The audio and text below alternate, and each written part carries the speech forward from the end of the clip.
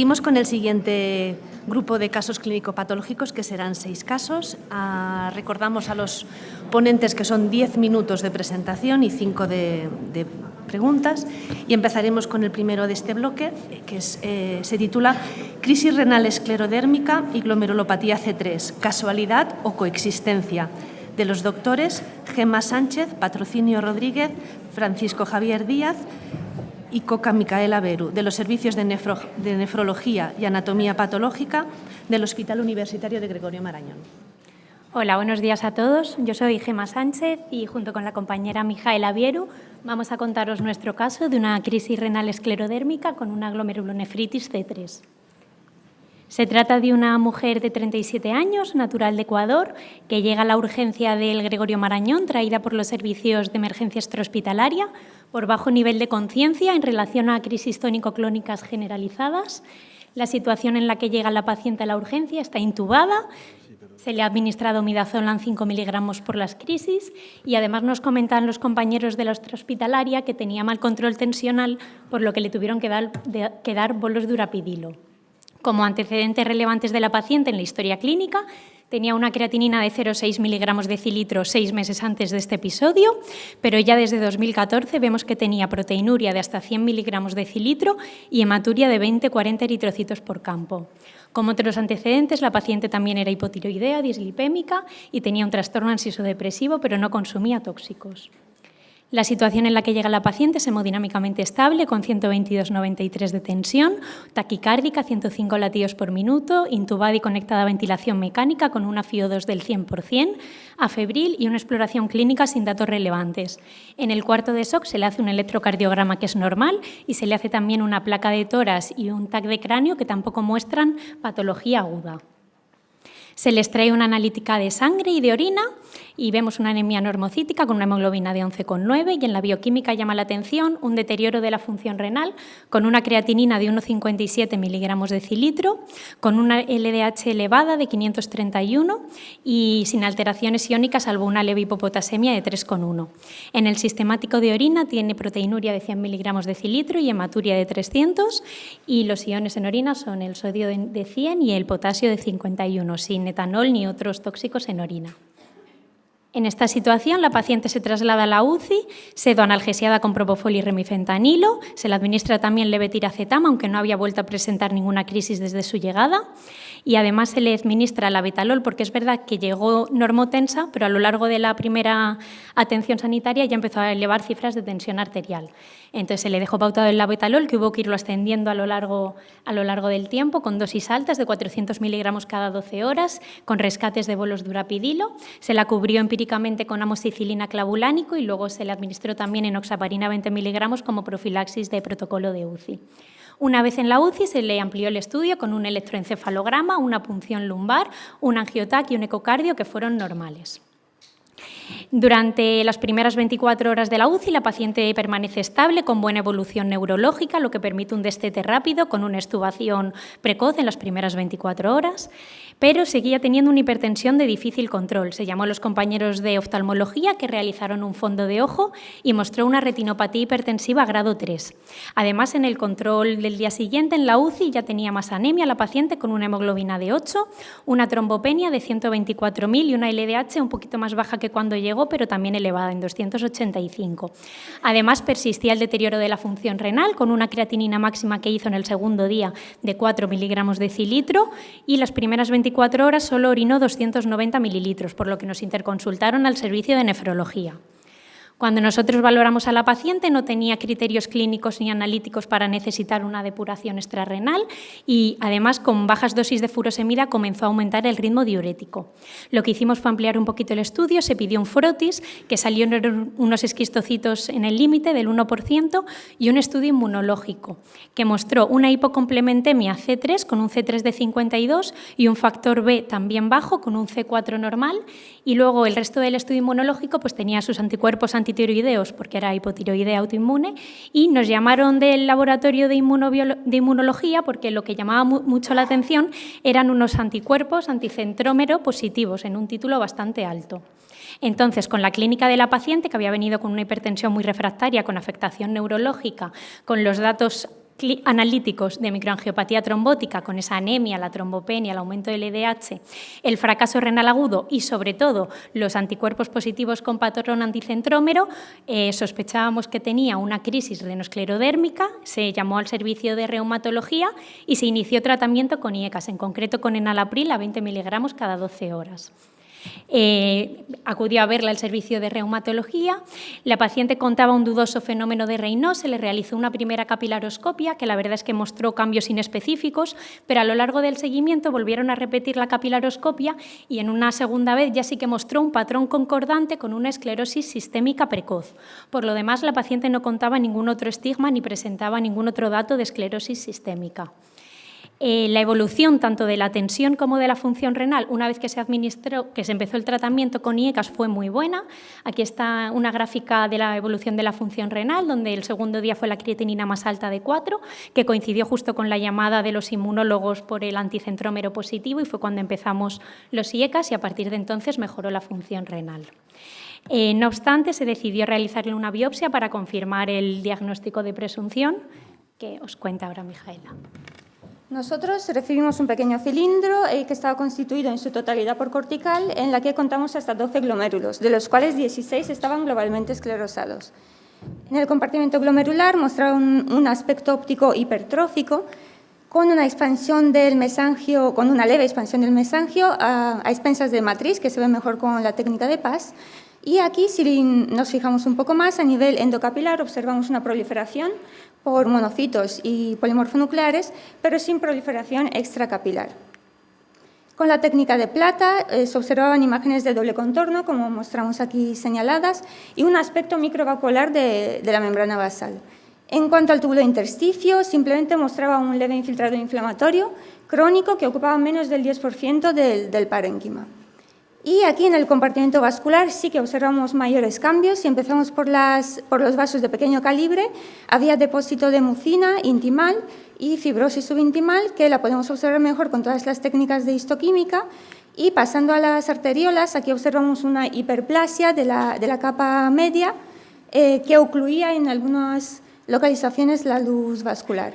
Pasando a la inmunofluorescencia directa, la realizamos y observamos una positividad intensa, granular, a nivel subendotelial y mesangial, como podemos observar aquí para C3F, siendo negativas todas las demás técnicas. Esa negatividad la confirmamos también con la inmunofluorescencia en parafina, que también resultó ser negativa. Además, realizamos inmunohistoquímica, que resultó ser positiva solo para C3D, siendo negativa para el resto de las técnicas. Y por último, lo último que realizamos fue la microscopía electrónica y aquí observamos ese doble contorno, ya lo confirmamos, y presencia de unos depósitos a nivel subendotelial, como podemos observar marcado con la flecha. Aquí en la parte izquierda de la pantalla observamos lo mismo, pero ya un poco más cerca, y si nos movemos a la parte derecha observamos como a nivel del mesangio, que estaba levemente expandido, también estaban presentes estos depósitos amorfos y sin estructura interna. Con todo ello, concluimos que la paciente tenía signos de microangiopatía trombótica crónica y además glomerulonefritis membranoproliferativa tipo 1 con ese depósito dominante de F3 que sería compatible con una glomerulonefritis F3. Pues con este diagnóstico microbiológico, la microangiopatía trombótica crónica nos cuadraba con la crisis renosclerodérmica que había presentado, pero no nos esperábamos la glomerulonefritis C3. Entonces le pedimos un estudio genético del complemento en la que nos dijeron que tenía una variante en el gen CFI que condicionaba un déficit para ese factor, para el factor I, y que además tenía polimorfismos de riesgos para el desarrollo de síndrome hemolítico urémico atípico en dos genes, en el gen MCP y en el gen CFH, uno en homocigosis y otro en heterocigosis. Todo ello provocaba una activación de la vía alternativa del complemento con un consumo de C3. Ahí he dejado un esquemita del complemento en el que las variantes, las mutaciones que tenía la paciente formaban parte de moléculas que se encargaban de inhibir esa activación de la vía alternativa del del complemento. Entonces, ya para resumir un poquito el caso, la paciente llegó a la urgencia con una encefalopatía hipertensiva. Durante su llegada y los primeros días desarrolló un fracaso renal agudo con datos de hemólisis, por lo que se pidió un estudio inmunológico que mostró una hipocomplementemia C3 y un patrón anticentrómero positivo. Se sospechó una crisis renoesclerodérmica y se inició tratamiento con IECAS. A su vez, los compañeros de reumatología realizaron una capilaroscopia que acabó mostrando un patrón concordante con una esclerosis sistémica precoz y se confirmó el diagnóstico con una biopsia renal observando la microangiopatía trombótica crónica compatible con la crisis renoesclerodérmica y además una glomerulonefritis C3. Se realizó el estudio genético que demostró el déficit del factor I del complemento y polimorfismos de riesgo para SUA, y hemos buscado en la bibliografía y la verdad es que aunque patogénicamente ambas entidades, tanto la microangiopatía trombótica como la glomerulonefritis C3, podamos explicarlas por activaciones anormales del complemento, no hemos encontrado ningún caso reportado en el que un mismo paciente presentara las dos entidades de manera simultánea. A día de hoy, la paciente, la verdad es que tiene aceptable control tensional, está con candesartán hidroclorotiazida, también en principio con amlodipina, aunque nos confiesa que tiene una adherencia un poco irregular, igual que la empaglifocina. La función renal, es la última creatinina que tenemos de hace un mes, es de 0,8 miligramos decilitro, con unos 600 miligramos de proteinuria estimada por índice y con una hematuria de 10-20 eritrocitos por campo. Se le ha solicitado el estudio genético del complemento a los familiares de primer grado, pero todavía no tenemos los resultados. Y esta es la bibliografía. Y muchas gracias. Hemos acabado bien, ¿no?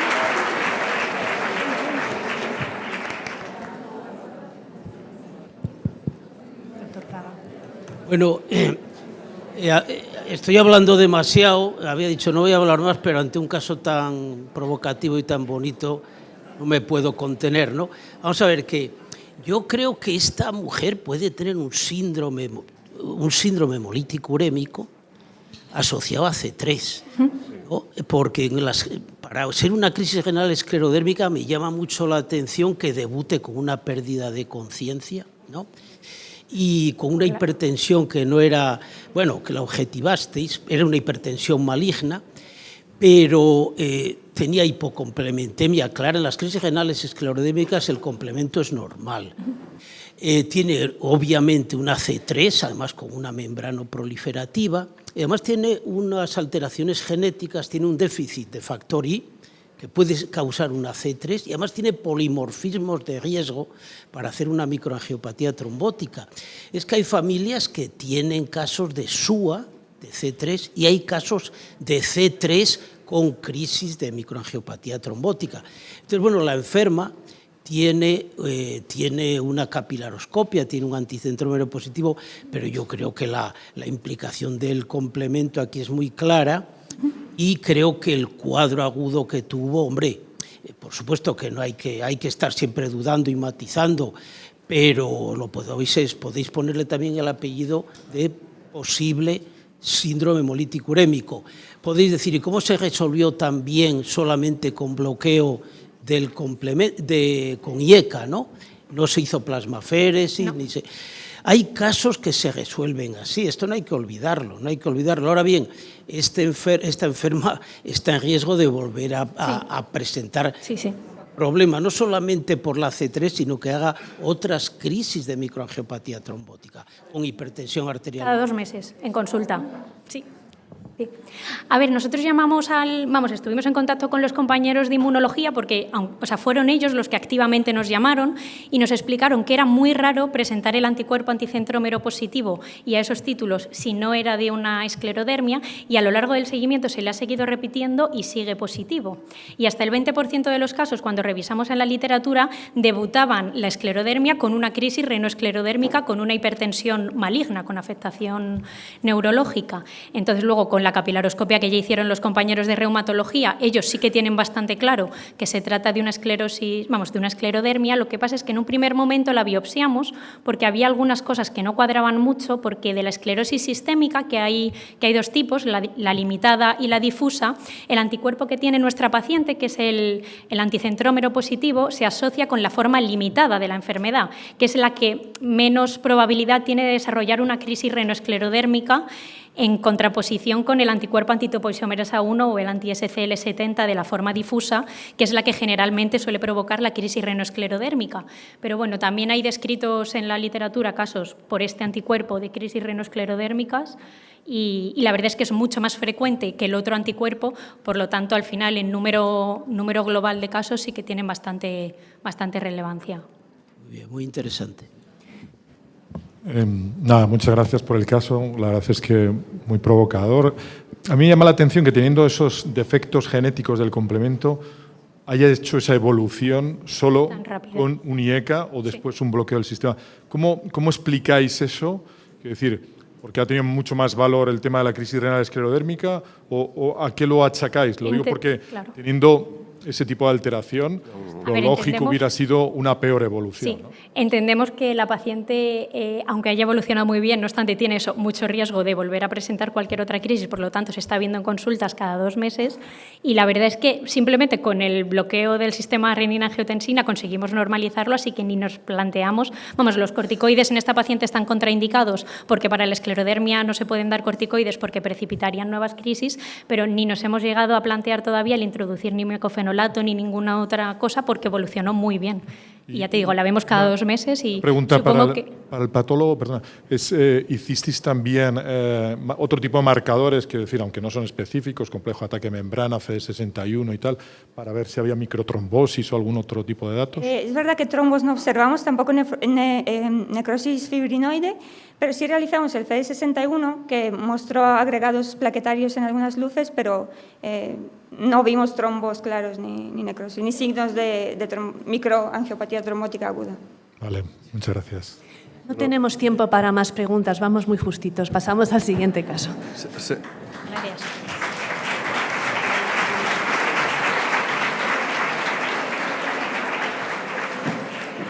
El siguiente caso es titulado Infiltración renal como diagnóstico de una leucemia linfática crónica con manifestación extramedular, presentado por los doctores Desiree Bustos, Dabaiba Regidor, Laura López, Maite Padrón, Elena Pascual, de los Servicios de Nefrología y Anatomía Patológica del Hospital Universitario de Toledo.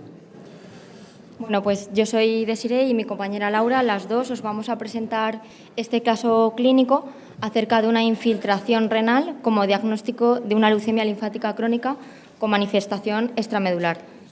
Lo primero decir que la leucemia linfática crónica es una neoplasia madura de células B en la que se produce un acúmulo progresivo de linfocitos B monoclonales en sangre, médula ósea, ganglios linfáticos y el bazo, y en la cual la manifestación extramedular al debut de la enfermedad es extremadamente rara. Es la leucemia más común de los adultos de países occidentales, con una incidencia de 4 a 30 casos por cada 100.000 personas al año, y describir que la primera afectación renal fue descrita por Scott en 1957 en un paciente con síndrome nefrótico. Os presentamos el caso clínico de una paciente, mujer de 58 años, que tiene como antecedentes una gammapatía monoclonal de significado incierto y una artritis reumatoide en tratamiento con baricitinib. Nosotros la conocemos por primera vez al ser derivada a la consulta de nefrología por un deterioro subagudo de la función renal con una creatinina de 1,7 y una proteinuria en rango subnefrótico de 3,3 gramos al día, sin síndrome nefrótico ni clínico ni analítico, y estando la paciente totalmente asintomática, con una evolución de la proteinuria hasta los 5,5 gramos. Se hizo la ampliación del estudio analítico, en el que se describe que tiene un pico monoclonal IgG-kappa totalmente estable, con un componente monoclonal de 0,2 gramos decilitro, unos cocientes de cadenas ligera kappa lambda en suero totalmente en rango y Bence-Jones negativo. Además de lo cual tiene una linfocitosis que ha ido en aumento hasta un 65,9% y una activación del sistema del complemento con un descenso de C3 y sobre todo un descenso severo de C4. El resto del estudio fue totalmente normal o negativo y por ello es lo que se decide realizar una biopsia renal. Bueno, buenos días, soy Laura López Brasal, como decía mi compañera patóloga del Hospital Universitario de Toledo, a cuyo servicio llegaron varios fragmentos cilíndricos de parénquima renal de muy buena calidad, lo cual nos permitió destinar parte a estudio para óptica, para microscopía de fluorescencia y para microscopía electrónica, siendo este el material que destinamos a parafina y con una glomerulopatía de significado renal como principal sospecha diagnóstica al momento. Como os decía antes, es un tejido de excelente calidad, prácticamente todo es cortical, una cortical plagada de glomérulos, hasta 18 glomérulos, 2 de ellos esclerosados. Aquí podéis evaluar mejor la arquitectura de ambos compartimentos. Pero a mayor aumento, pues nos centramos en el compartimento glomerular, donde identificamos glomérulos de clara conformación arboriforme o lobulillar, donde se perciben un claro aumento de la matriz y de la celularidad mesangial, así como de células inflamatorias, bien sean linfocitos, eosinófilos o polimorfonucleares, en las luces de alguno de estos capilares, ¿no? Aquí veis otra imagen de semejantes características en 4 glomérulos viables más de la muestra, donde vemos aparte áreas con membranas engrosadas que se acompañaban en algunos de los glomérulos con focales imágenes de desdoblamiento de esas membranas, interposición de los citoplasmas de las células mesangiales, o sea, imágenes de laminaciones o de dobles contornos, como veis marcadas con las flechas rojas, que lamentablemente se ven menos de lo que yo pensaba que se iban a ver. A este compartimento glomerular le hicimos estudios de inmunofluorescencia directa en congelación, identificando un depósito predominante de IgG en todos los glomérulos, acompañado de forma focal y segmentaria de un C3 de menor intensidad, aparte, como veis abajo, de una restricción de cadenas kappa frente a lambda. Entonces, hasta este momento pues tendríamos un diagnóstico descriptivo de una glomerulonefritis de patrón proliferativo, membrano proliferativo de hecho, con depósitos predominantes de IgG y restricción de cadenas kappa. Diagnóstico que, por suerte, nos confirmó el estudio de microscopía electrónica realizado por el doctor Díaz Crespo del Hospital Gregorio Marañón, al que le agradecemos estas imágenes, donde en el único glomérulo viable que había en la muestra pues identificó unos podocitos sin alteraciones, pero unas membranas que tenían imágenes electrolúcidas en la lámina densa, que sugería presencia de depósitos, así como también describía imágenes de laminación o separación de estas capas de la membrana, con interposición de los citoplasmas de las células mesangiales, con un mesangio también con imágenes sugestivas de depósitos y de proliferación, y también describía en el túbulo intersticio la presencia de una sábana de células de probable etiología linfoide de núcleos cerebriformes. Aparte, descartaba la presencia de depósitos de tipo fibrilar en la muestra, obteniéndose un diagnóstico de membrana proliferativa tipo 1. Entonces volvemos a la hematoxilina, que es donde al final ahí siempre está todo. Entonces en la hematoxilina los nefropatólogos vemos muchas veces cilindros con densos infiltrados linfoides, pero este era peculiar porque era extremadamente denso, era monomorfo, estaba constituido por linfocitos de pequeño tamaño y no tenía imágenes de tubulitis, que es lo que uno esperaría encontrar, lo cual nos animó a hacer un estudio de técnicas inmunistoquímicas y moleculares para descartar un proceso linfoproliferativo. Pues las técnicas demostraron que era una población linfoide B, CD20 positiva, BCL2, CD5 y CD23, compatible con una infiltración por una leucemia linfática crónica, y nuestros biólogos moleculares, aparte, mediante una técnica de PCR, detectaron una población linfoide clonal, o sea, un reordenamiento monoclonal para el gen IgH, lo cual demuestra que es una población linfoide, clonal y neoplásica.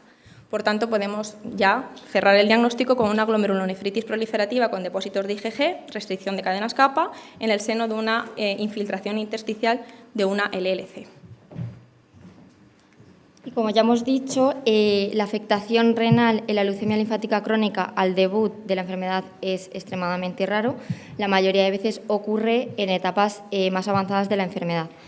La mayoría de las manifestaciones renales descritas se basan en principalmente pues, una infiltración del parénquima renal, de esos linfocitos monotípicos con aspecto monomorfo regular y maduro, que pueden estar distribuidos pues, de manera difusa o de manera parcheada y que muchas veces se acompañan de lesiones glomerulares, siendo la más frecuente la glomerulonefritis membranoproliferativa, seguida de la glomerulonefritis membranosa con características atípicas.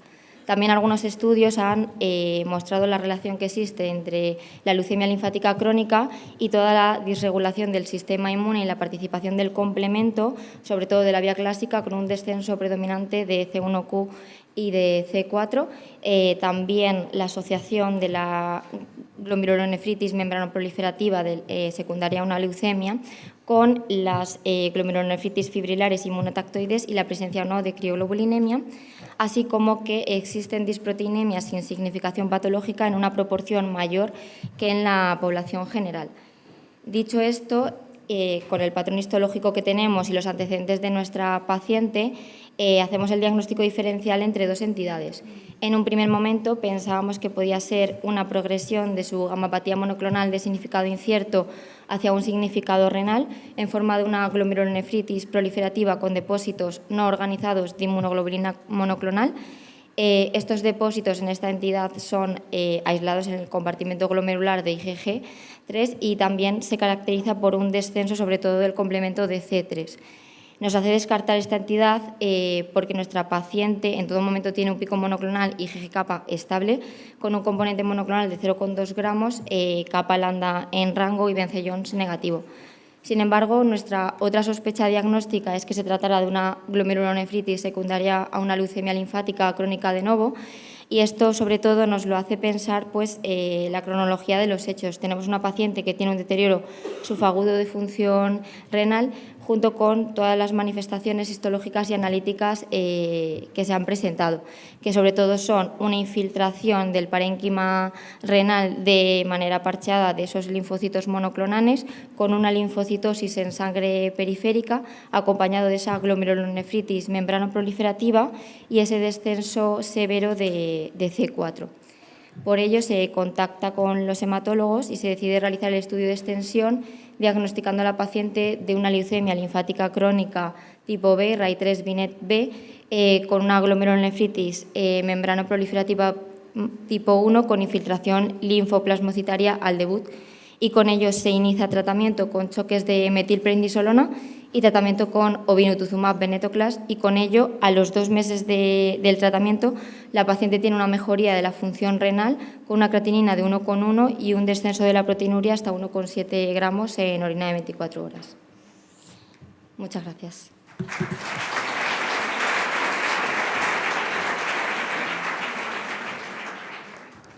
Gracias. ¿Alguna pregunta?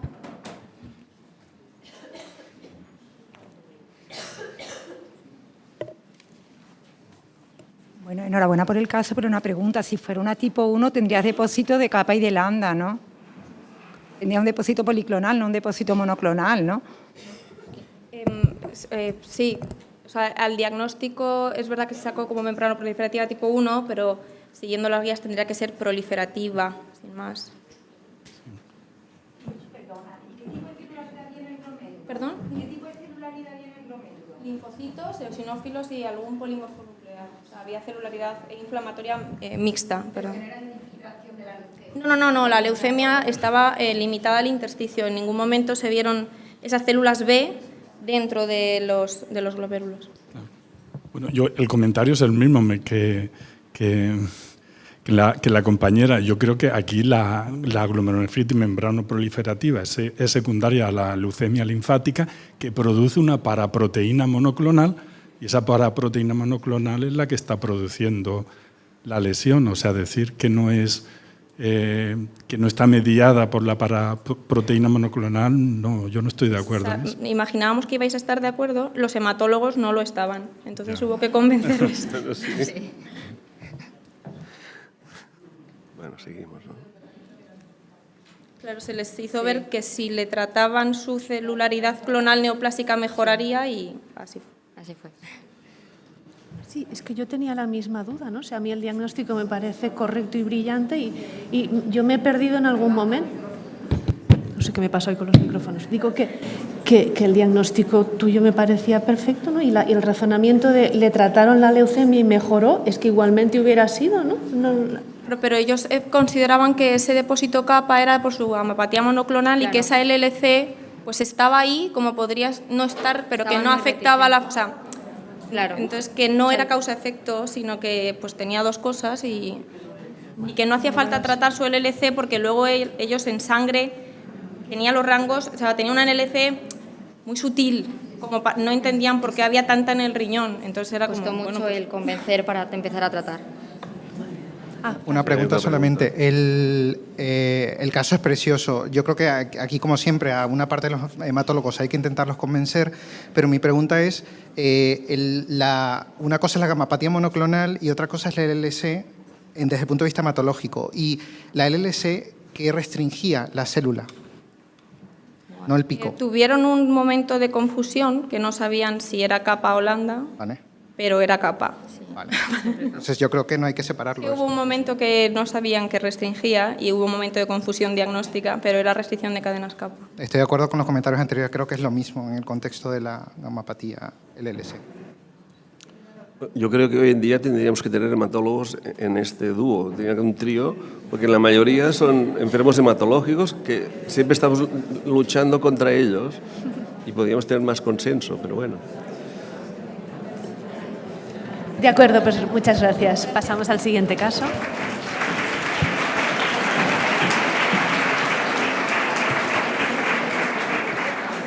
El siguiente caso es el caso número 9, diarrea crónica, rechazo humoral crónico activo y recidiva de nefropatía IgA. ¿Es posible el equilibrio?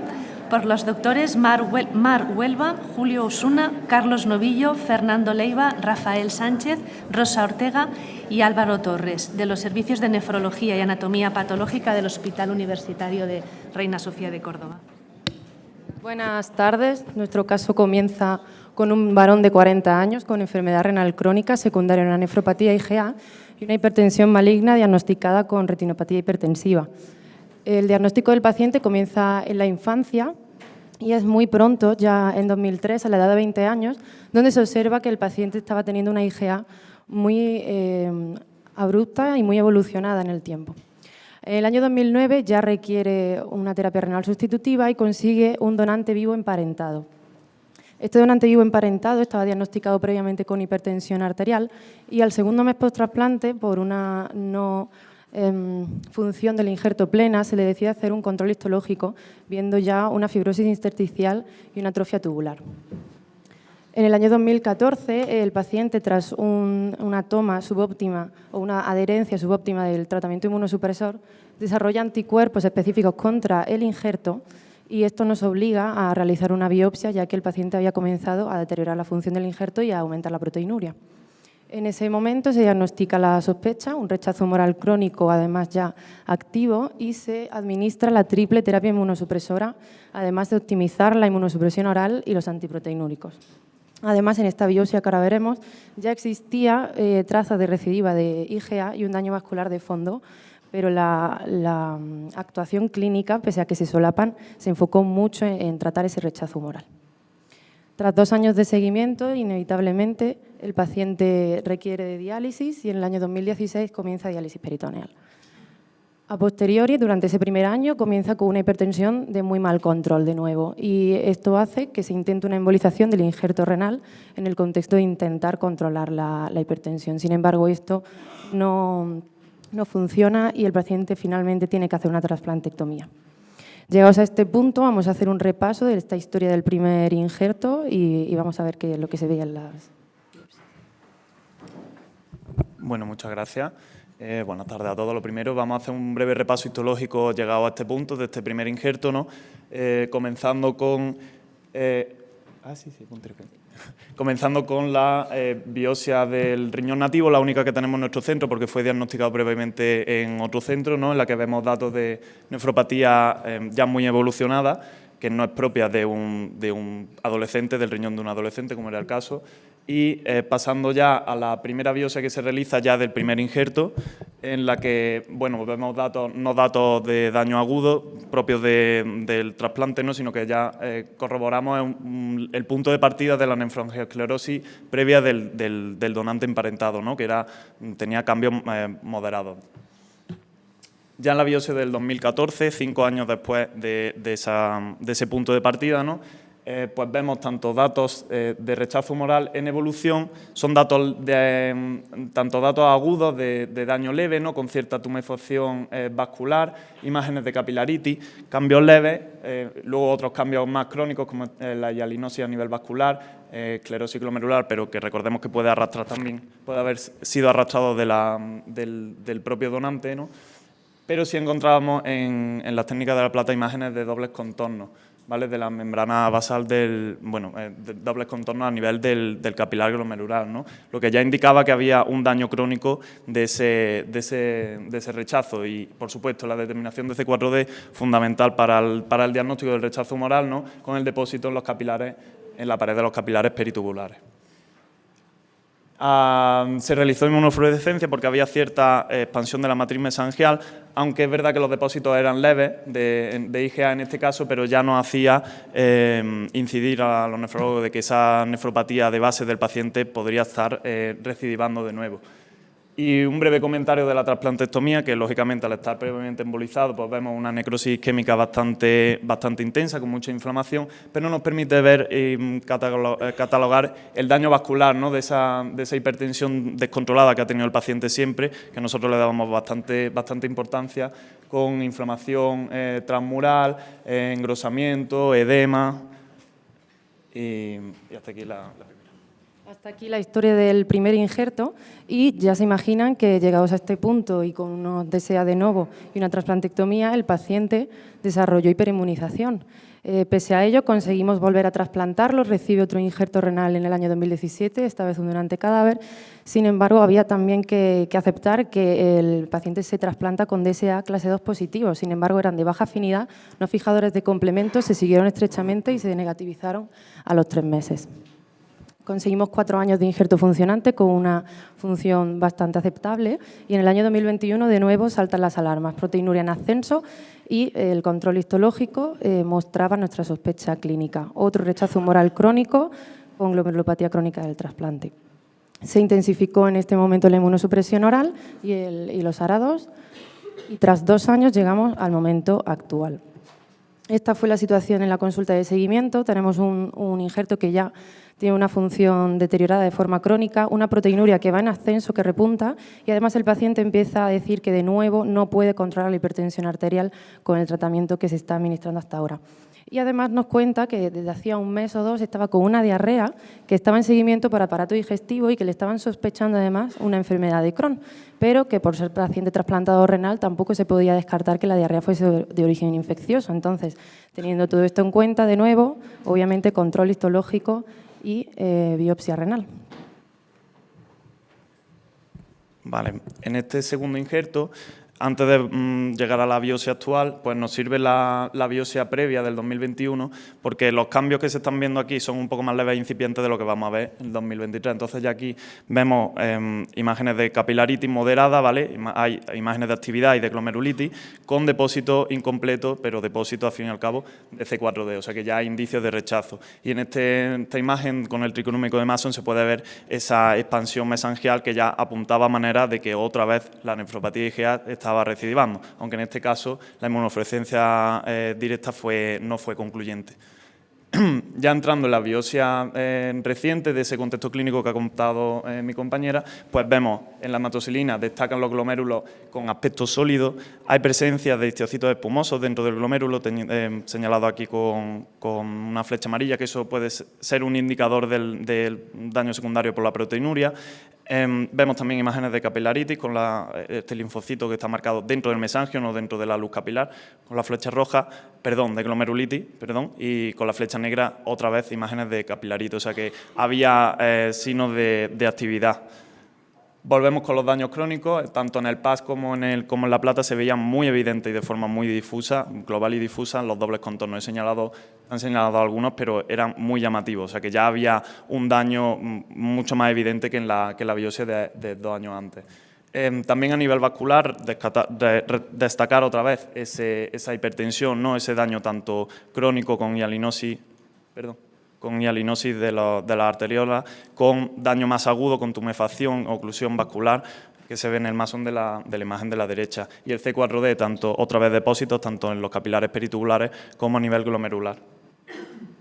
En la inmunofluorescencia directa, esa hipercelularidad y expansión de la matriz mesangial se acompañaba de depósitos, en este caso mesangio capilar, porque los glomérulos en la histología se veían también con proliferación endocapilar, que le dimos moderado de 2 cruces y un más débil de C3.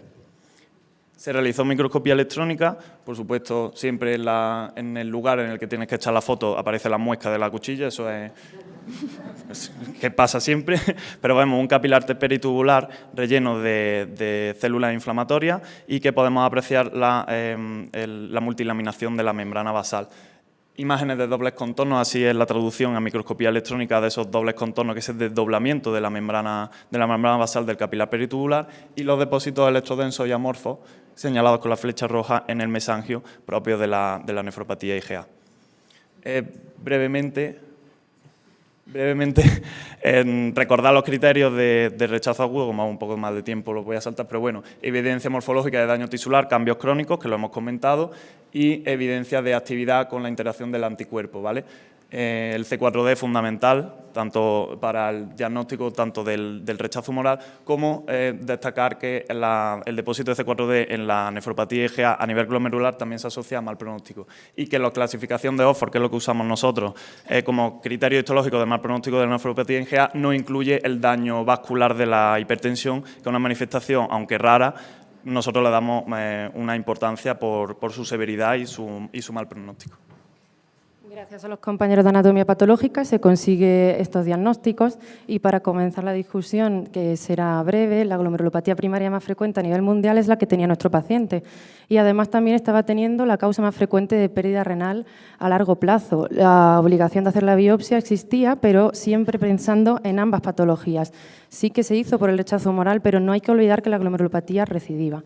La recidiva de la IgA en el posttrasplante renal es muy variable, porque la propia definición de la recidiva cambia en los estudios. No es lo mismo hacer una biopsia de protocolo que un cambio clínico y ver que hay recidiva de IgA. Entonces, la severidad de la recidiva también parece variable.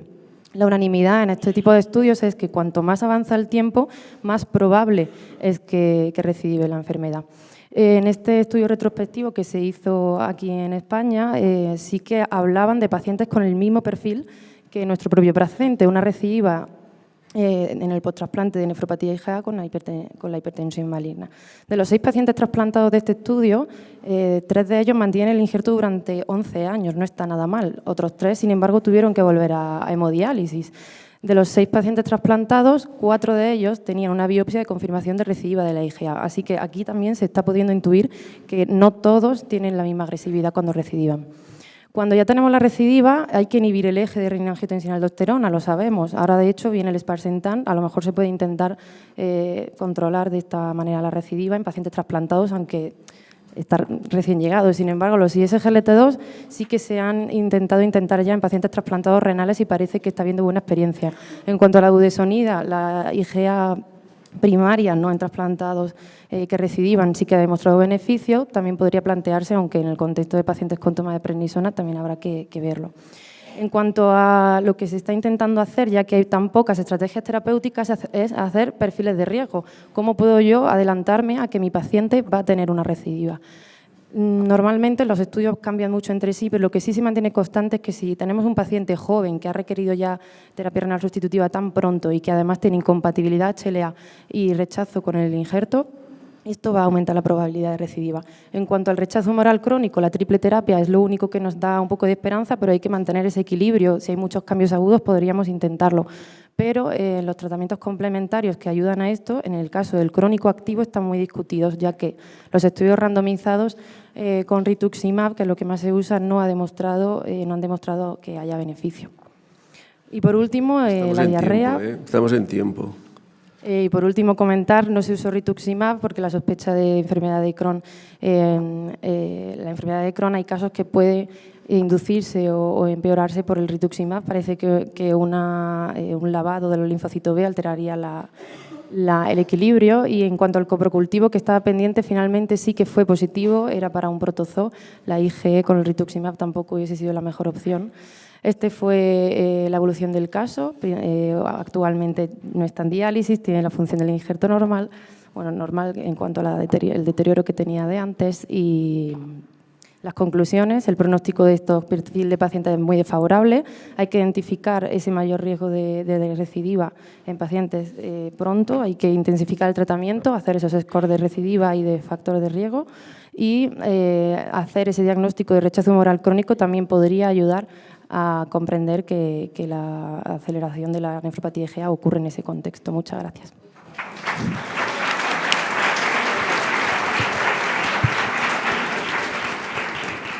Muchas gracias. Tenemos muy poco tiempo para preguntas. Yo tengo una pequeña pregunta. ¿Qué importancia tiene la enfermedad de Crohn aquí en el caso clínico? Claro, por la escasez de tiempo no he podido explicar mucho, pero nosotros cuando tenemos un rechazo humoral crónico activo nos planteamos la triple terapia, en este caso solo hicimos 2, y también en algunos casos se utiliza el tratamiento complementario de rituximab. Comentando con los compañeros de aparato digestivo, nos comentaban esta sospecha de enfermedad de Crohn, y es lo que comentaba brevemente, que hay varios casos que se están empezando a reportar de pacientes que usan rituximab y que ven precipitada la enfermedad de Crohn. Además, con la sospecha de la diarrea infecciosa, eso nos frenó a la hora de usar el rituximab, junto que realmente no hay tanta evidencia en el humoral crónico. Ellos también utilizan biológicos, ¿no? Sí, es curioso. Otros pero biológicos aparte de rituximab. Sí, es cierto que se usan biológicos en la enfermedad de Crohn, pero que el tema era que siguen surgiendo casos y ellos nos decían que si realmente no había tanta evidencia a nivel del humoral crónico y además esta sospecha, pues que quizás no era óptimo usar el rituximab. Una pregunta rápida, lo digo por el perfil de paciente joven, hipertensión maligna, recidivas agresivas. ¿Os planteasteis en algún momento solicitar estudio del complemento en este paciente? Y bueno, a ver, el diagnóstico, como se había hecho en otro centro en la infancia, era de IgA, se asume que es IgA, y realmente durante la historia del primer injerto, que fue en otro centro, creo recordar que sí que se había solicitado el estudio de complemento y que por eso ya se hablaba de IgA en todo momento. En nuestro centro, que fue sobre todo la historia de este segundo injerto, no se volvió a hacer un estudio de complemento. O sea, no se llegó a hacer un estudio genético del complemento, por si había alguna variante patogénica. En el primer, o sea, durante el seguimiento del centro previo, sí que creo que se había hecho el estudio y que se había diagnosticado como que era normal y que era una IgA simplemente. Una pregunta, bueno, para el patólogo y para los patólogos de la sala, porque he visto en la imagen que te pasa con el C4D lo mismo que en mi servicio, que sale crónicamente sucio y muy difícil de evaluar. Si os pasa a los demás y si habéis encontrado una solución. No. Porque es que yo no. ¿No? También. Sí, es verdad. Sí. Es verdad que a priori... Perdón. Perdón. Tiñe de repente el cepillo de forma muy intensa y, claro, complica mucho la valoración de la muestra. Pues, es que transfunde y tiñe todo. En 5 segundos, la positividad y negatividad de los capilares, pues tienes que estar mirando, sobre todo porque confunde los tubos de tráfico. Claro, nosotros lo que... Se confunde, se puede confundir con capilares. ¿Cómo? Claro, pues porque me digáis cuál y cambio. Y porque, o sea, nosotros para ayudar al diagnóstico, en la batería de técnicas que le hacemos a los cilindros de trasplante, añadimos siempre después del C4D un C31 para intentar tener una imagen que demuestre que es vaso eso que nos está marcando. Buena idea. O si os sirve de algo, pero... verdad que otro clon. El C4D es que es verdad que es una tinción que da mucho fondo, sobre todo cuando se acumula en el citoplasma de los túbulos, puede llegar a confundir. Cuando los túbulos son atróficos y son pequeños, te puedes confundir. Nosotros, para intentar evitarlo, usamos siempre control tanto positivo como negativo para compararlo dentro. Entonces, bueno, guiándonos un poco por esa comparación y a base de optimizar la técnica de la clona que tenemos, pues bueno, más o menos sí que así sí podemos salir. Y nosotros el C31 también nos ayuda, justo porque haces un poco esa... También es que tiene que ser tinción de la pared, del capilar, no vale... Claro, no vale cualquier depósito así amorfo del citoplasma del túbulo, ¿no? Aunque esté atrófico, pero, hombre, tienes que afinar mucho y ver que es lineal en el endotelio, digamos. Gracias. Bueno, vamos al caso 10. Gracias. Muchas gracias. Pasamos al siguiente caso.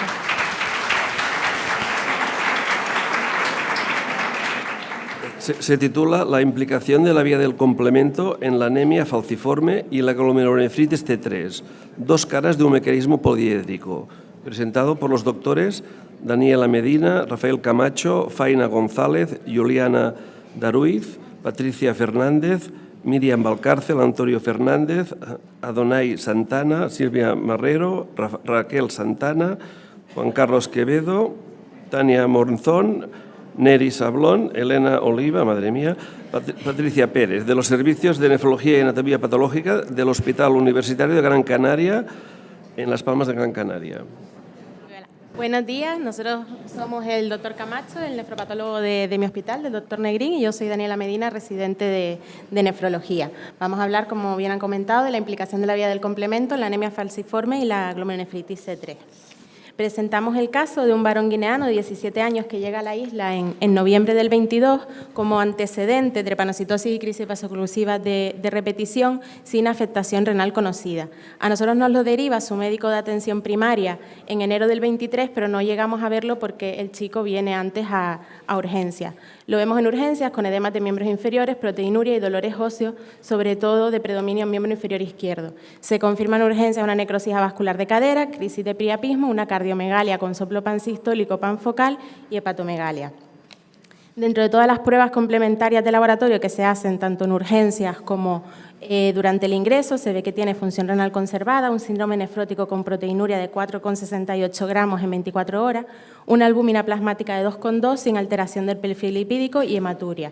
Tiene datos de hemólisis, una hipocomplementemia PENSAT de C3, el resto C3 nefrítico, C5B9 y el C4 normal, un proteinograma sin pico monoclonal, autoinmunidad completa negativo, lo único que se vieron fueron unos ANA positivos pero con anti-DNA, anti-RO, anti-LAI valorado por reumatología, todo eso negativo, una hipergamaglobulinemia G, un test de CUN directo negativo con un frotis sin esquistocitos, un estudio de anemia en el que se ve predominio de la hemoglobina S cuando debería ser sin drepanocitosis, una hemoglobina A, y persistencia de la hemoglobina fetal. Un virus B pasado, cuantiferón y poblaciones linfocitarias negativas y se hizo una amplia batería de estudios infecciosos y todos fueron pues negativos. Dentro de las pruebas de imagen, una ecografía con riñones con signos de nefropatía médica crónica, un ecocardio con una hipertrofia del ventrículo izquierdo ligera con una IM grado 3. En la gamografía ósea se confirmó la necrosis avascular de cadera izquierda, colocándole los traumatólogos una prótesis en julio del año pasado. Resonancia cardíaca y hepática que descartan hemosiderosis, pero sí se ven las vértebras en H e infartos esplénicos compatibles con la anemia falciforme. Tenemos pendiente el resultado de los anticuerpos antifactor H, el factor H, el D, el I y el C5 nefrítico, que lo tenemos que mandar a centros de referencia y no tenemos el resultado. El estudio genético del complemento no se vio alteraciones en el factor H ni en la vía alternativa del complemento, lo que se vio fue una mutación en heterocigosis en el gen DNA S1, que tiene significado incierto. Y al final de enero se hizo la biopsia renal.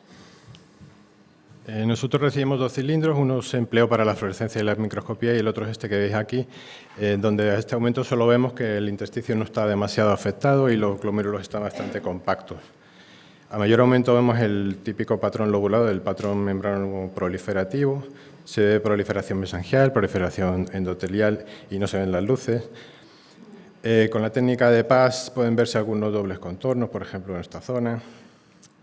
Lo mismo con la técnica de plata. Con el tricrómico se podían ver algunos depósitos que los vemos aquí a mayor aumento, depósitos eosinófilos. La inmunofluorescencia nos reveló una positividad intensa para C3, que a mayor aumento vemos aquí que es sobre todo capilar, pero también había mesangial. Pero también había cierta positividad, aunque menos intensa, para IgG, IgA, kappa, lambda y C1q. El diagnóstico en principio fue membrano proliferativa y con el compromiso de verlo a microscopio electrónico por la dominancia de C3. Y esta es la imagen ultraestructural donde vemos que queda muy patente la proliferación de la hiperplasia endocapilar. Vemos aquí, aparte de los eritrocitos, vemos un linfocito y una plaqueta. Los capilares están ensanchados, en este vemos ya una imagen de interposición y destacan sobre todo los depósitos electrondensos no estructurados, la mayoría subepiteliales, como vemos aquí también, pero también en el mesangio, que también aparece proliferado, vemos depósitos ultraestructurales electrondensos. Esta es otra zona también con la hiperplasia de células endocapilares, o sea, dentro del capilar, y depósitos subepiteliales, algunos muy voluminosos. Siguiendo las directrices de este artículo, que a mi juicio es el que mejor explica cómo valorar la ultraestructura de esta enfermedad, en ausencia de depósitos electrondensos típicos de la enfermedad por depósitos densos y la presencia de depósitos ubicuos, como es nuestro caso, se puede diagnosticar una glomerulonefritis C3, que es lo que finalmente hicimos de diagnóstico final. Una vez tuvimos el informe de la microscopía electrónica, hicimos el score de C3 propuesto por Andrew Bombach y nos salía que más bien había lesiones agudas, de cronicidad apenas tenía 1 punto sobre 10. La evolución del paciente durante el ingreso fue buena respuesta diurética y clínica, una proteinuria alta de 0,76 y al alta decidimos por el patrón membrano proliferativo empezar con tacrolimus y el ARA2. No le pusimos esteroides por la patología ósea. La evolución en las consultas externas ha precisado varios ingresos en hematología por las crisis vasoclusivas y ha precisado recambios eritrocitarios, pero desde el punto de vista renal se mantuvo estable. Como vemos en la gráfica, la línea de puntos azules es la función renal, que se ha mantenido en torno a 0,8, 1,1, y la línea naranja es la proteinuria y no hemos conseguido que baje por debajo de medio gramo la proteinuria. Tuvo un brote en noviembre de 6,9 gramos de proteinuria asociado con dolor lumbar, edematización, y justo el mes anterior habíamos ya tenido los resultados de la microscopía electrónica y por ello decidimos, ahora teniendo el diagnóstico de glomulopatía C3, de glomulonefritis C3, pues cambiarle la medicación y iniciar micofenolato a 500 cada 12 horas, que se ha ido aumentando progresivamente en las consultas. Decidimos mantener el tacrolimus pero a dosis baja porque al paciente no se le puede poner esteroides y seguimos bloqueando el eje renina-angiotensina. Pero nos estamos planteando si se beneficiaría de uso compasivo de bloqueadores del complemento como el iptacopan. El C3 ha persistido bajo en todo momento. Entrando ya un poco en la discusión, una vez tenemos el patrón membrano proliferativo en la microscopía electrónica, lo que veamos en la inmunofluorescencia nos va a ayudar a orientar en el diagnóstico y en nuestro caso también era esencial ver la microscopía electrónica. Cuando hay predominancia de C3 en la inmunofluorescencia tenemos que hacer diagnóstico diferencial con otras entidades como la posinfecciosa o las gammapatías monoclonales.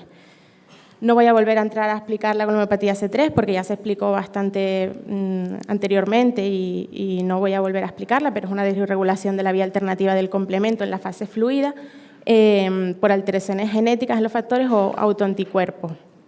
Y hay nuevas moléculas bloqueantes del complemento que están siendo probadas para la patología glomerular. La biopsia renal es esencial. Y dentro del tratamiento, pues medidas generales con bloqueo del eje, uso de esteroides y micofenolato, y en casos de no remisión completa se puede valorar el uso de inhibidores del complemento. Y también se hablaba en la guía CADIGO que en el caso de resistencia se puede valorar el eculizumab.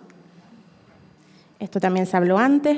Ya entrando en la drepanocitosis, es una enfermedad hereditaria autosómica codominante debido a la presencia de hemoglobina S por una mutación en el gen de la beta-hemoglobina, y esa hemoglobina S tiene menos afinidad por el oxígeno, se polimeriza la hemoglobina S, se forman hematíes falciformes y dan hemólisis y crisis vasoclusiva. Es una enfermedad multisistémica, el manejo está basado en la hidroxiurea, los recambios eritrocitarios, el trasplante de médula ósea, terapia génica y se están valorando medicamentos experimentales. Los mecanismos del daño renal son por vasoclusión con isquemia reperfusión e hiperfiltración. Dependiendo de a qué nivel se cause pues, la hemólisis, va a dar distinta clínica: hematuria, albuminuria, hipostenuria, y a la hora del nivel de la afectación glomerular, la segmentaria focal es la más frecuente, que también se pueden observar patrones membranoproliferativos y diferentes grados de MAT.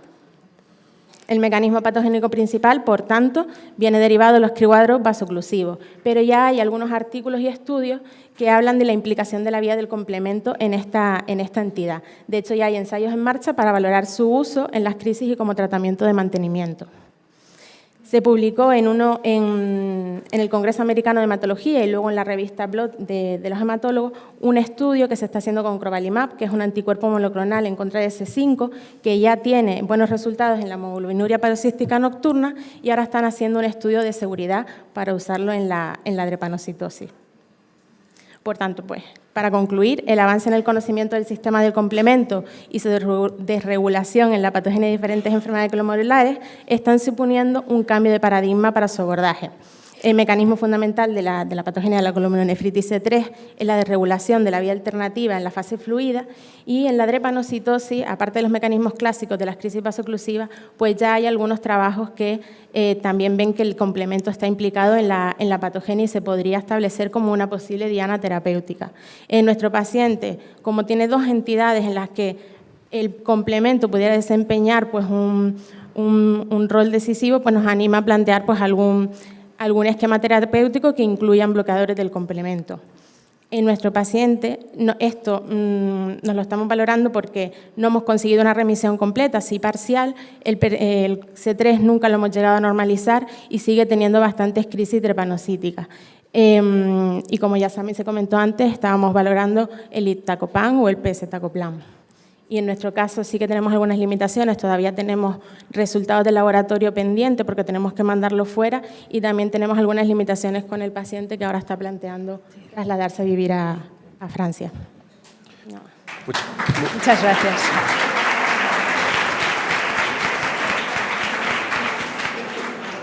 Muchas gracias. Un caso muy bonito. Espero que genere mucha discusión. Un caso muy bonito y la verdad es que hay gente con mala suerte en la vida, ¿no? Tener una drepanocitosis y una C3. Entonces me llama la atención la hipocomplementemia tan tremenda que tenía, ¿no? 10 miligramos por decilitro poníais, ¿verdad? Sí. Entonces yo creo, bueno, que la evolución... Por cierto, después me diréis por qué le pusisteis tacrolimus, que no es un tratamiento habitual, pero... después de la excelente presentación de Fernando Caravaca antes, ¿no? Que últimamente me han comentado casos para reflexionar, enfermos con C3, que se consigue bajar la proteinuria con uso combinado de bloqueo del sistema de angiotensina, con SGLT2, con un descenso importante de proteinuria, pero que se biopsian y que tienen una progresión del daño histológico evidente.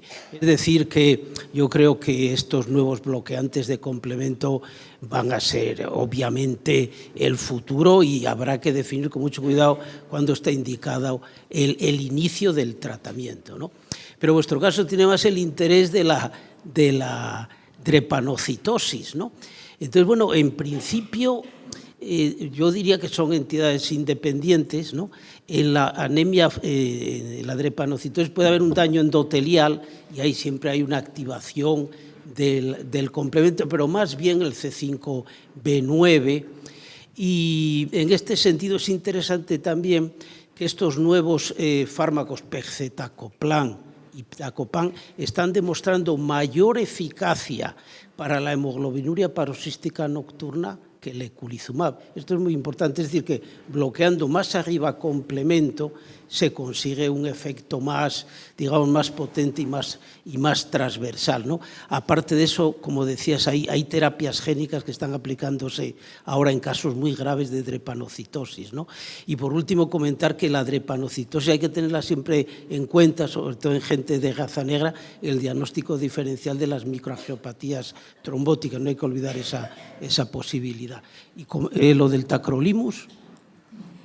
Lo del tacrolimus es que inicialmente con los hallazgos de la microscopía óptica teníamos la sospecha que era una membrana proliferativa, y viendo la guía Ascadigo, realmente el tratamiento era pues esteroides, y en el caso de que tuviera deterioro de función renal sí que se ponía micofenolato, pero en este caso que la función renal estaba preservada, pues hay mejores resultados con el tacrolimus. Y en el caso de su patología ósea, pues nos limita mucho los esteroides. Por eso decidimos poner el tacrolimus. Y la respuesta realmente fue buena, pero luego tuvo en noviembre nuevamente el brote. Y es verdad que con este tratamiento que se le ha puesto ahora, el micofenolato y el bloqueo, sí que se ha conseguido una mejoría, pero no hemos conseguido una remisión completa. Por eso nos planteamos el poner inhibidores del complemento, porque aunque ha sido buena, pues podemos tener una respuesta mejor. Y aparte con los inhibidores del complemento, por lo que he dicho también de la drepanocitosis, podríamos, aunque la drepanocitosis actúa más bien en la fase sólida, o sea, tiene lugar más bien en la fase sólida, Si actuamos, como bien dijo, en las fases iniciales, en la fase fluida, pues podríamos también tener un beneficio, pero habría que hacer también más estudios. De hecho, los estudios que se han hecho de la anemia falciforme son en la fase sólida, no en la fase fluida. Tenemos otra pregunta, Fran. Es un caso precioso, la verdad. A mí me llama mucho la atención el patrón de la microscopía electrónica, que sea un patrón con un depósito marcadamente subepitelial. Lo digo porque además desde el punto de vista clínico tiene factores que desde el punto de vista histológico confluyen y puede ser más difícil de interpretar, porque la membrana proliferativa aquí es más por la interposición de la célula mesangial que por un depósito subendotelial. Con todo esto hay patrones que pueden simular a una glomerulopatía C3, que probablemente no lo sea, pero no nos olvidemos de la glomerulonefritis membranosa con depósito de inmunoglobulina IgG monotípica enmascarada. Entonces mi pregunta es, ¿le habéis hecho inmunofluorescencia en parafina? No, ya como sabes que hablamos ayer, no nos sale de ninguna manera, ¿sabes? Esperando estoy que por el grupo nos mande el protocolo. Lo digo, es que es verdad que desde el punto de vista morfológico cuadra, pero es que las glomerulopatías C3 pueden tener cualquier patrón, pero depósito únicamente subepitelial. No, este tenía en todas partes, tenía subendotelial también. Vale, lo digo por la... Dos fotos donde se veía la hipercelularidad endocapilar y la mesangial, pero sí que tenía depósitos también en subendoteliales. Solo una pregunta. Yo, si me abstraigo de la clínica, que aquí seguro que hay muchos más nefrólogos que saben muchísimo, desde el punto de vista histológico, ¿por qué no puede ser una membrana proliferativa? Porque la IgG no es bien negativa y tienes depósitos. Has dicho leve moderada, solo por el electrónico. C3 tiene que ser como máximo. A mí me plantearía muchas dudas en este caso, ¿no? ¿Cómo excluyes una membrana proliferativa con C3, un poco de IgG, IgA, IgM, C1Q? Sí, es que hasta pensamos que podía ser, bueno, casi tiene un full house, ¿no? Pero bueno, al final es que ¿cuánto diferencia había entre el C3 y el resto? ¿Sabes? Esto es la gracia de la glomerulopatía por C3, ¿no? Yo creo que es lo que siempre nos genera dudas a los patólogos, pero en este caso... Sí, es que un poquito de inmunoglobulina sí que tienes. La histología, incluso la ultraestructura, puedes pensar que fuera una posinfecciosa. Claro. Lo que pasa es que la histología convencional, pues ni tienes el imiluna, ni tampoco hay tanto poli, ¿sabes? Una membrana proliferativa de la tipo 3 de antes, ¿no? Sí, la tipo 3, sí. Bueno, ha generado mucha discusión, siempre es interesante. Pues muchas gracias.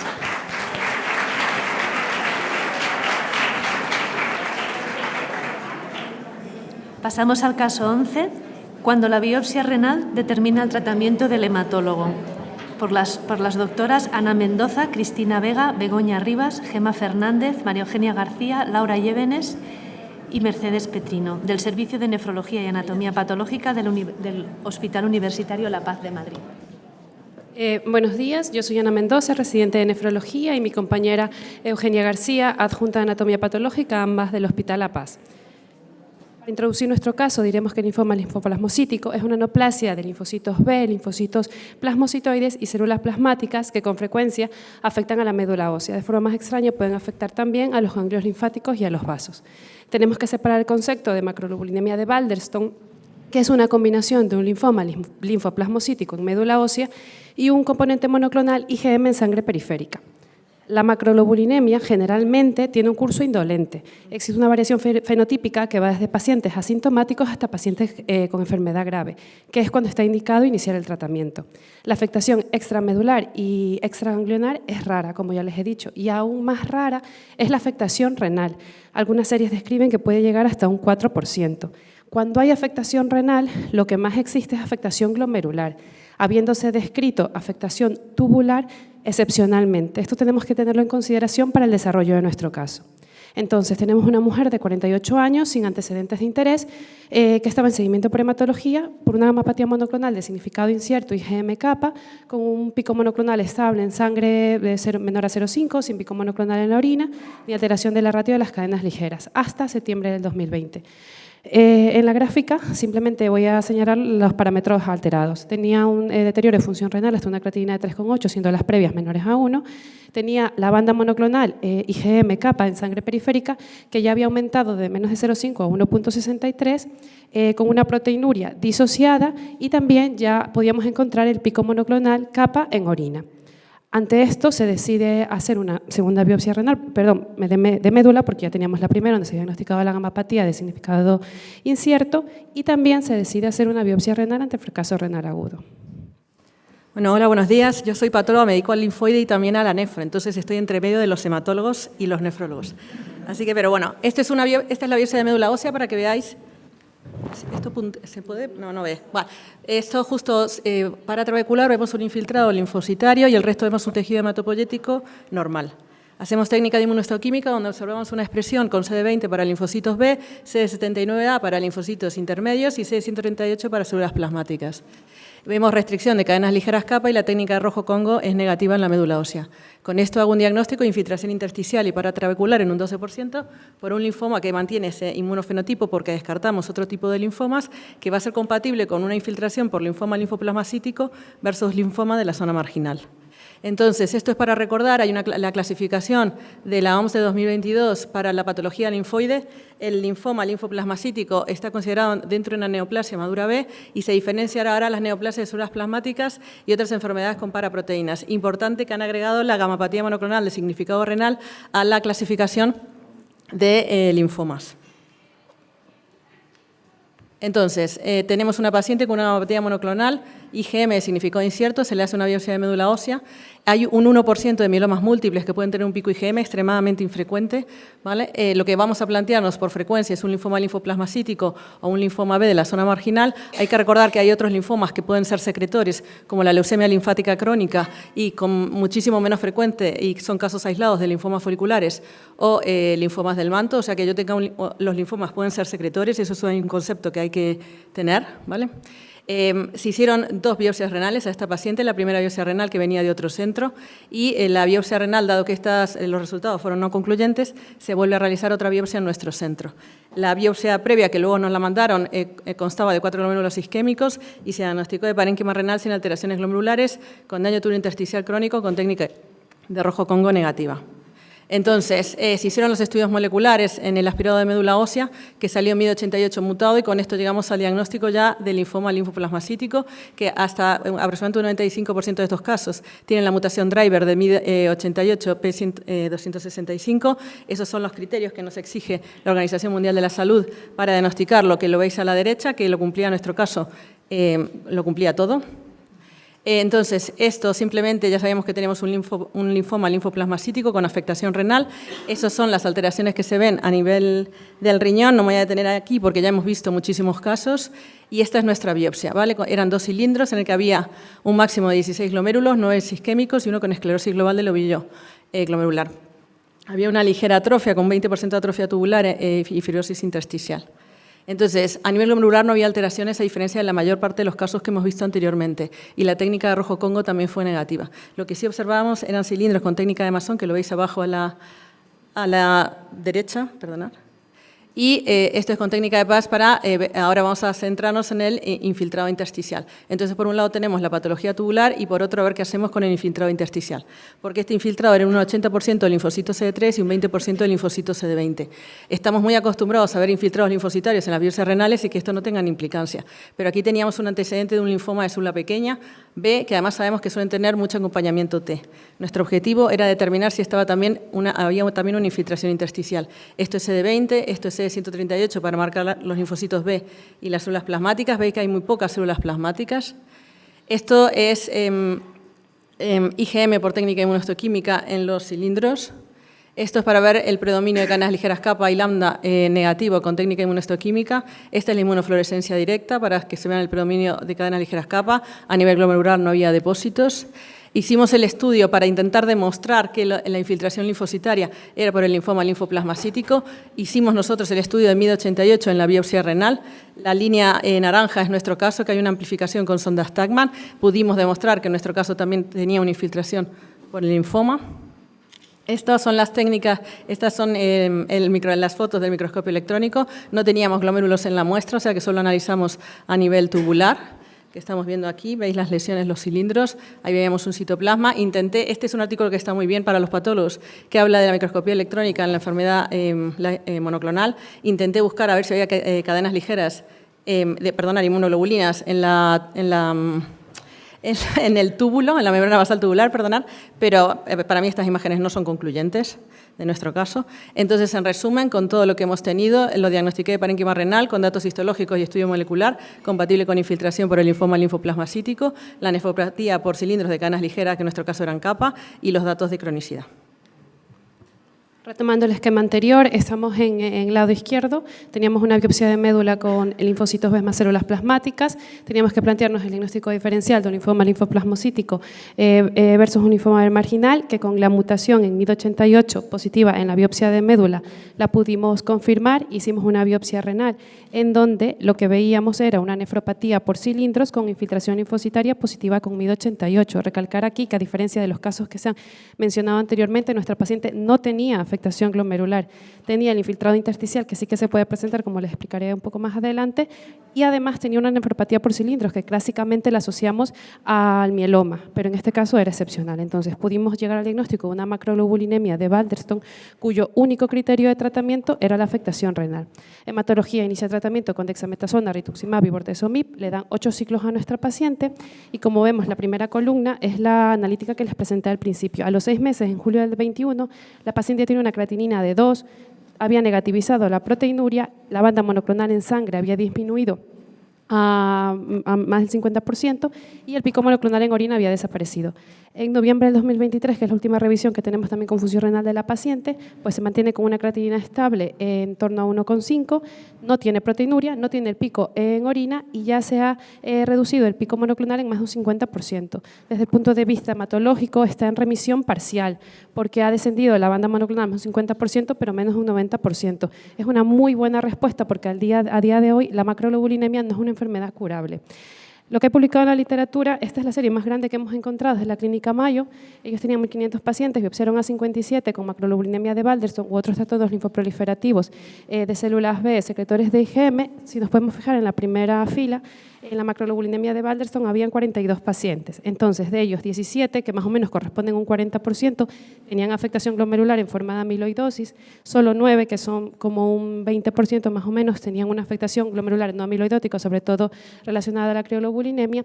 Y solo 7 pacientes, un 16%, tenían afectación tubulointersticial. Pero es que de estos pacientes, 5 tenían infiltración directa de linfoma en el intersticio y solo 2 tenían nefropatía por cilindros, como en nuestro caso. Para concluir, esta enfermedad no es curable. No existe evidencia de que iniciar el tratamiento en una fase presintomática proporciona un beneficio de supervivencia a los pacientes en comparación cuando se inicia el tratamiento cuando los pacientes ya tienen sintomatología.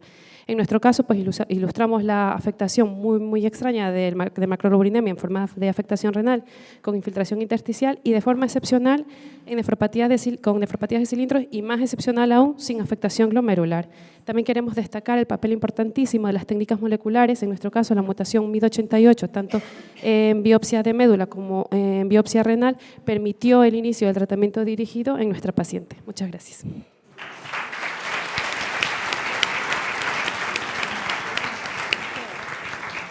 Muchas gracias, un caso muy interesante. ¿Alguna pregunta? Yo tengo una duda con esta nefropatía por cilindros. Es que a mí a veces me cuesta este diagnóstico porque no sé exactamente qué necesito, ¿no? Si necesito mucha reacción gigantocelular, si solo con restricción. ¿Tú qué le pides para hacer el diagnóstico? A ver, hay casos que son clarísimos y en los mielomas múltiples, pero en estos sobre todo es verdad que yo creo que le ayuda mucho la inmunofluorescencia. La inmunistoquímica a mí me ayuda poco, es muy difícil a veces de interpretar, sobre todo porque tiene muchos fondos. Aquí sí que lo veía, pero a ver, tiene que tener algo, o sea, algo por lo menos de celularidad dentro del cilindro. Es verdad que las tinciones también son distintas y una inmunofluorescencia seguro, o sea, la inmunofluorescencia siempre. Y si no me sale, sobre todo es verdad cuando la sospecha es muy alta, si no me sale en congelación, hacerla siempre en parafina, lo hacemos siempre en Pronasa.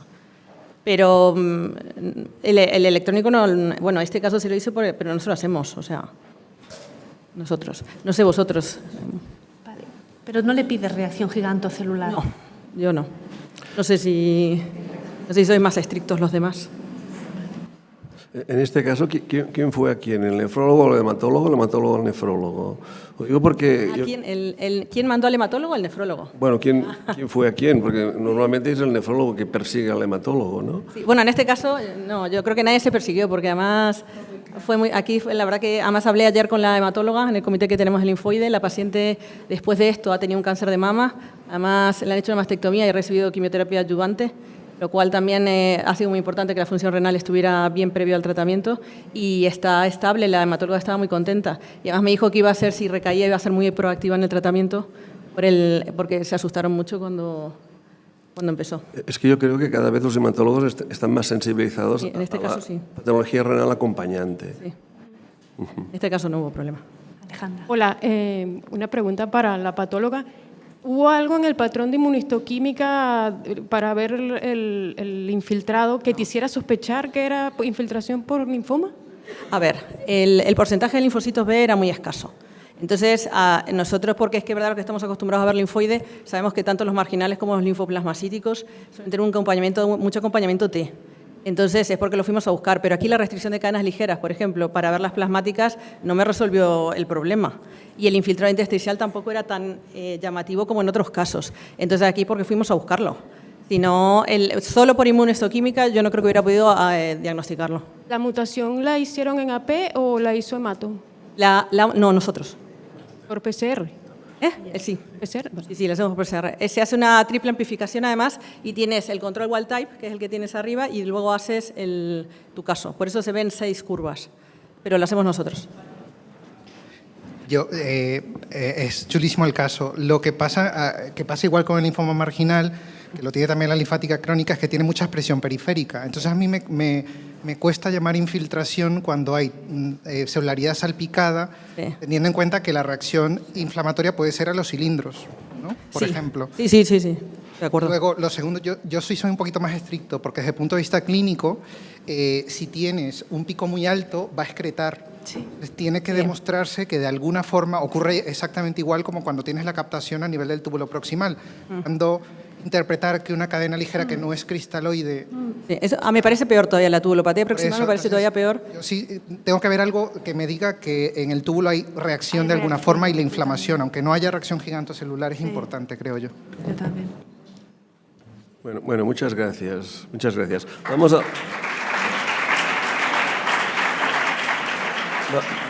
Vamos al último caso, el caso 12, titulado Melodía renal inesperada, glomerulosclerosis nodular en trasplantadas sin notas de diabetes, de novo recidiva o transmisión, por los doctores Estela Mas, Cabello, Saus, Torralba, Alvaredo, Tugores, Allende, Uriol y Gómez, de los servicios de nefrología y anatomía patológica del Hospital Son Espasas de las Islas Baleares. Bueno, yo soy Estela Mas, soy residente de nefrología y ella es compañera adjunta de anatomía patológica Isabel Torralba. Gracias por quedaros, que sé que aprieta el hambre. Empezamos con el caso. Es una mujer nacida en el 1973, no tiene hábitos tóxicos, es hipertensa y dislipémica y no presenta diabetes. Tiene una enfermedad renal crónica secundaria, nefropatía tubulointersticial crónica por reflujo vesicoureteral y asociada a mielomeningocelia al nacimiento y una pielonefritis crónica por itus de repetición. Toda su evolución, su presentación tórpida empieza en el 98 con una nefrectomía izquierda por pionefrosis. En ese mismo año ya empieza tratamiento renal sustitutivo mediante hemodiálisis. Ya en el 2001 recibe su primer trasplante renal, en ese momento se encontraba en Argentina. Un año después, nefrectomía de su riñón nativo derecho por también persistencia de itus y complicaciones. Y luego empieza ya un deterioro progresivo de la función renal con una proteinuria en rango nefrótico de más de 5 gramos y en ese momento, por allá el 2012, es cuando llega a España y a los pocos meses ya inicia hemodiálisis. Y en el 2014 su segundo trasplante ya con nosotros. Un poco de información de este segundo trasplante. El donante fue una mujer de 60 años, la causa de la muerte fue una hemorragia supraranoidea y no tenía ningún antecedente patológico de interés. La biopsia del donante resultó apta y se procedió al trasplante. Como en la inmunología, los anticuerpos específicos fueron negativos, a recalcar un virus C tratado en el 2017, que inició en el 2012. La paciente era un poco reticente al tratamiento en un inicio y un protocolo estándar de inmunosupresión. La verdad es que se mantuvo bastante bien con las creatininas normales en 6 años post-trasplante, pero ya en el octubre de 2020 empezó con un deterioro de la función renal progresivo y 1 año y medio después, más o menos, empezó con una proteinuria con un aumento progresivo. El verano del año pasado tuvo la proteinuria pico de más o menos 1 gramo y aquí fue el momento en el que decidimos realizar la biopsia renal. Vale, como la biopsia renal recibimos 2 cilindros estupendos con corteza y médula que tenían una media de 51 glomérulos por plano de corte y 4 secciones arteriales. De estos glomérulos, 15 estaban globalmente esclerosados y además podemos ver en esta imagen que teníamos un foco de atrofia tubular, pero era mínimo. Perdón. Lo que destacaba en los glomérulos fue este incremento de la matriz y la celularidad mesangial, con alguna formación de aquí podemos ver un nodulito. También podemos ver en esta imagen hialinosis arteriolar. Y aquí podemos ver con la hematoxidina, el PAS, la plata y el tricrómico, estos nódulos que son PAS positivos, que tiñen con plata y que también aparecen aquí azules con el tricrómico de Mason. Hay que añadir que también hicimos un rojo Congo por si las moscas, pero nos salió negativo. No olvidemos que estábamos hablando de una biopsia de trasplante renal, entonces también evaluamos el resto de compartimentos. A nivel del intersticio vimos un mínimo foco de infiltrado linfocitario, sin tubulitis, sin capilaritis peritubular y sí que vimos en algunas zonas leve daño tubular con descamación del epitelio y algunas zonas de pérdida del borde en cepillo. A nivel vascular, las 4 arterias de las que hemos hablado antes tenían moderada fibroelastosis subintimal y podemos ver estas imágenes de hialinosis arteriolar moderada en algunas zonas, más marcada en otras. Y bien, con esto el estudio de IFD nos mostró una positividad débil lineal en las membranas basales para IgG, sin restricción de cadenas, sin que encontráramos ningún otro tipo de depósito. Y en microscopía electrónica, bueno, algunos tienen el corte de la cuchilla, nosotros tenemos un agujero. Vimos que las membranas basales mostraban un grosor más o menos conservado, en algunas zonas teníamos focal de fusión de los pies de los podocitos, pero no vimos depósitos electrondensos, no vimos fibrillas, no vimos depósitos granulares tipo Randall, tampoco vimos depósitos que nos sugirieran una nefropatía por fibronectina y nada que nos sugiriera depósitos por cadenas. Y al final, bueno, el diagnóstico histológico fue de una biopsia que no tenía criterios de signos de rechazo y que tenía una glomerulosclerosis nodular, que el cuerpo con todo esto pedía llamarla nefropatía diabética clase 3. Ahora bien, si recordáis los datos clínicos, esta paciente no era diabética. Entonces, ¿de dónde ha salido esto? Bueno, lo primero que hicimos fue revisar la biopsia pretrasplante. Aquí, bueno, hay que tener en cuenta que es un corte en congelación y un corte que sea descongelado y procesado en parafina, con lo cual tiene un poquito de artefacto, pero bueno, podemos ver que tiene un incremento de la matriz y la celularidad mesangial. Sin embargo, no vimos ninguna imagen de esclerosis nodular y además la IFD era totalmente negativa. Bueno, con este diagnóstico nos quedamos un poco sorprendidos y hay que tener en mente que estas lesiones nodulares no son exclusivas de la nefropatía diabética, aunque sea la causa más común. Entonces, revisando la literatura, se ha descrito en riñones nativos sin diabetes ni metabolismo alterado de la glucosa, en pacientes con metabolismo alterado de la glucosa sin presentar diabetes, también de nuevo en pacientes que presentaron diabetes posterior al trasplante y hay muy pocos casos en pacientes con trasplante renal y sin diabetes, como es nuestro caso. Entonces, en la literatura, las enfermedades más frecuentes asociadas son diabetes, nefropatía por cadenas ligeras, amiloidosis y glomerulonefritis membranoproliferativa. Nos ponemos a hacer el diagnóstico diferencial, la paciente no tiene antecedentes de diabetes, no antecedentes familiares, una hemoglobina glicosilada siempre en rango, fondo de ojos sin retinopatía diabética. Nefropatía por cadenas ligeras, las cadenas ligeras en orina negativas, proteinograma normal, no depósitos en la inmunofluorescencia de inmunoglobulinas, como ha dicho Isa, inmunofijación sérica negativa, amiloidosis descartada clínicamente histopatológicamente con el Congo negativo, y la membrana proliferativa la verdad es que no tiene ningún hallazgo histológico característico.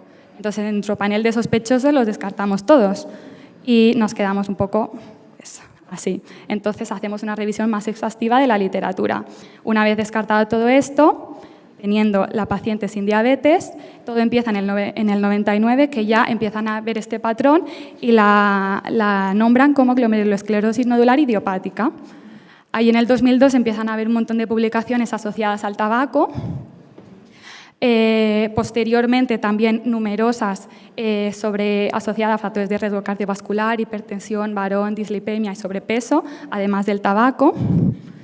Y ya en el 2015 el único metaanálisis, que es un metaanálisis de todas series de casos, no hay estudios retrospectivos ni nada, las series de casos son en pocos pacientes, es un metaanálisis de 95 publicaciones y la nombran, cambian el nombre de esta entidad y la llaman como nefropatía diabética en no diabético. Entonces, allí es para ponerle un poco el nombre e ir cambiando, porque como no se conoce la etiología, pues van ahí poniendo nombres diferentes. Y en el 2022 proponen otra nomenclatura ya asociada más a los factores de riesgo cardiovasculares y alteración del metabolismo de la glucosa, y la llaman glomerulosclerosis metabólica en no diabético. Y así tenemos estos dos nombres. Como veis, queda un largo recorrido para saber bien la causa de esta enfermedad. ¿Y qué factores de riesgo cardiovasculares tiene nuestra paciente? Pues no es obesa, no es fumadora, pero sí presenta dislipemia, hipertensión y cumple criterios de síndrome metabólico. Ahondando un poco más, en noviembre del año pasado empieza a alterar la hemoglobina glicosilada. Hablamos con endocrino y se le hace esta batería de pruebas en la que el índice de insulinoresistencia es normal, la prueba de tolerancia a la glucosa a las 2 horas está alterada y luego otra nueva determinación de hemoglobina glicosilada en enero también alterada, diagnosticándola como prediabetes. Entonces, la discusión que tenemos, esta entidad rara con estas siglas rarísimas, una donante que, si os acordáis, no tenía diabetes, factores de riesgo cardiovascular de la paciente, un diagnóstico de prediabetes que es posterior a la biopsia, posterior al deterioro de la función renal, posterior a la proteinuria. Las causas, pues especulando un poco, hemos puesto como en el número 1 una transmisión del donante de esta entidad. Número 2, no hay que dejar de tener en cuenta los factores de riesgo cardiovascular de la paciente que pueden influir en toda esta patogenia. Y número 3, otros factores como genéticos, inmunosupresores corticoides que desconocemos. Entonces, conclusiones, es un patrón de lesión glomerular muy raro, hay escasas publicaciones y menos en trasplante renal, el diagnóstico al final es de exclusión y hay que tener un buen control de los factores de riesgo cardiovascular, y la terapia con inhibidores del sistema renina-angiotensina-aldosterona parece que se asocia a mejor pronóstico. Entonces, hay que hacer un seguimiento clínico estrecho, porque tiene muy mal pronóstico. 30-35 pacientes en menos de 3 años tras la biopsia renal acaban en enfermedad renal crónica terminal. Entonces, el título de nuestra paciente, que no tenía notas de diabetes, ahora tiene alguna notita de diabetes. Y nada, ese es el caso. Muchas gracias.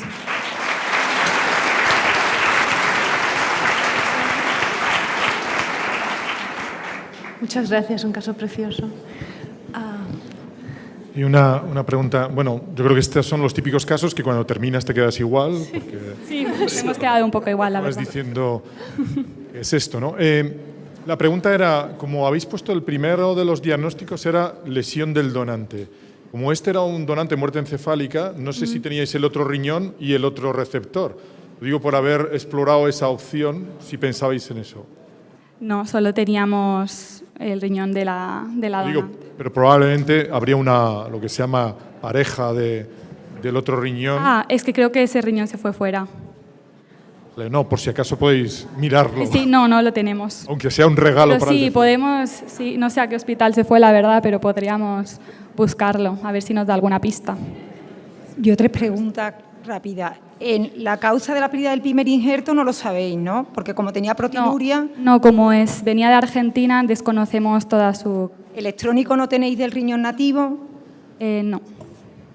Y una pregunta, porque no tengo ni idea, si la colagenofibrótica y la enfermedad por fibronectina se descartan completamente por ese electrónico, pregunto. Sí, se descarta por el electrónico, porque no tiene fibrillas. Muchas gracias. Nosotros tenemos una nodular, pero es por tabaquismo puro, en una chica con un riñón en herradura. Y la verdad es que es muy frustrante porque no deja el tabaco y la evolución es mala, ¿no? Pero en la discusión en el libro ponéis que puede haber causas ambientales y en este caso puede haber un papel del tratamiento inmunosupresor y corticoide. Quería que nos lo explicara un poquito.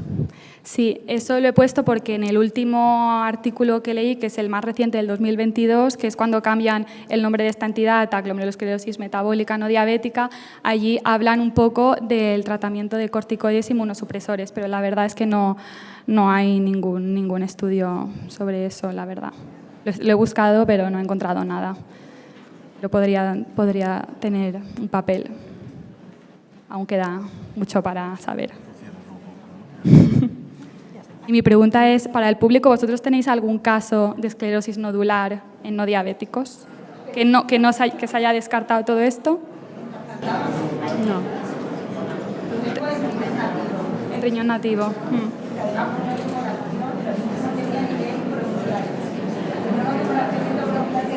Tenemos que pedir que levante la mano que lo tiene casi.